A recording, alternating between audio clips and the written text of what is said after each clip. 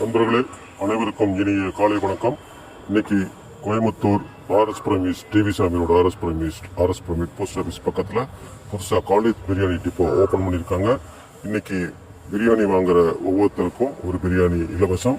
காலை 11 மணி முதல் 3 மணி வரைக்கும் இன்னைக்கு கொடுக்கப்படும். பயங்கர கூட்டமாக இருக்குது. பிரியாணி பிரியர்கள் யாராக இருந்தாலும் அந்த பிரியாணி வாங்கி சாப்பிட்டு என்ஜாய் பண்ணுங்கள். நன்றி, வணக்கம்.